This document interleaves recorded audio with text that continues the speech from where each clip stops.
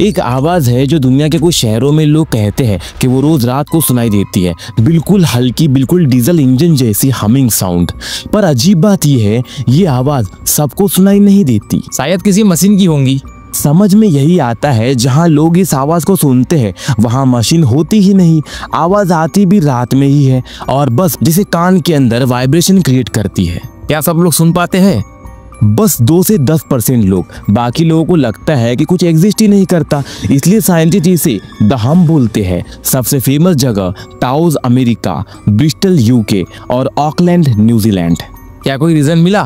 कई थियरीज, कुछ बोलते हैं नेचुरल वाइब्रेशंस, कुछ कहते हैं फैक्ट्रीज की हाइडन फ्रीक्वेंसीज और कुछ एक्सपर्ट बोलते हैं हमारे कान खुद लो फ्रीक्वेंसी पिक कर लेते हैं। पर एग्जैक्ट सोर्स किसी को नहीं पता।